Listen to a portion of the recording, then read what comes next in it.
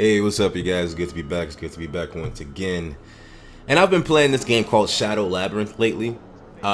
This is a 2D Metroidvania game that reimagines Pac-Man in a more dark and nitty-gritty setting.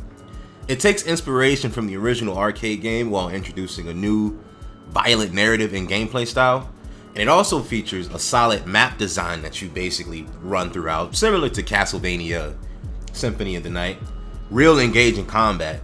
And it sort of has like a tight history for Namco's games like Galaga, Dig Dug, Pac-Man, of course. But let's just say that I'm loving the game for its intriguing world, its unique blend of Pac-Man nostalgia, and its edgy storytelling, and its well-paced progression system. It's almost RPG-like, if you will. So, just based on my experience from playing the game, I say that I'm not going to give it a score yet because I want to complete the game first, get the platinum, and then basically give my rating on enjoyment and difficulty if the game is hard. But I'm having a blast with this game. It came to the point where I'm sort of putting Bayonetta to the side, and this is like my main thing now. I just got to the point where I ran into my first maze. Now, if you guys don't know what the mazes are, it's kind of, well, this shouldn't be much of a spoiler because it was in the trailer, but the mazes are basically a redesign of just the classic Pac-Man game.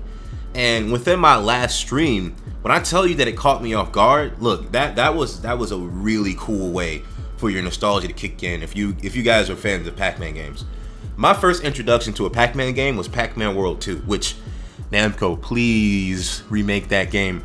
But coming back to the intriguing world and the story, this isn't going to be like major spoilers, but I believe that you are a child in the normal world. You know, you have a handheld gaming device as the title screen, and you basically get brought into this dark, crazy world, which is where Puck is basically at. So Puck basically had, I believe, 1 to 7 tries of basically trying to find his prodigy, or the person to do what he needs to get done. Now, if you've seen Secret Level, there's an episode in there where I forget which number the person was, but he didn't do what he was supposed to do, so he had to find another person, which is most likely this person in this game, number 8. Now, number 8 doesn't really have a name, but it's kind of, I love the whole silent main character treatment. I've always said that since back in Trepang 2. It really adds a little subtle characteristic that a lot of games sort of exaggerate. It's real subtle here, and you sort of get his personality more or less. But the narrative, I'm not fully fleshed out in terms of what happens in the game, but I can definitely tell you there's a lot of mystery going on within this world with Puck's sort of background, and then he's able to turn into this huge mech Pac-Man and eat things, and then he has a bigger form where he, basically demolishes the bosses that you defeat. But while going through the bosses, I just defeated Pinky, but Pinky looks really creepy, I'm not gonna lie. I'm gonna try to put up pictures for you guys to see how Pinky looks, but Pinky looks like an actual ghostly ghoul demon, and hey, I'm all for it. Now, I can't say if the game is really super difficult. If you're good at Hollow Knight and games like that, this game would definitely be right up your field, hands down. So the music seems to be, I haven't come across any songs that caught me off guard. Like, oh my god, what's the name of this song?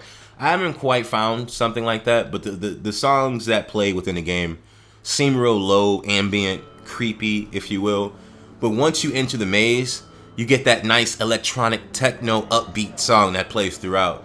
And I'm hoping going through all the other mazes you get more soundtracks as you go on, but it's hard to tell because I have to get back to it after creating this video and then streaming the game. But yeah, I really wanted to bring this game to you guys, this game to you guys' attention, because this is something that I think got swept under the rug. I'm not even gonna say swept under the rug, but it didn't have enough advertisement for people to know that this is even Pac-Man.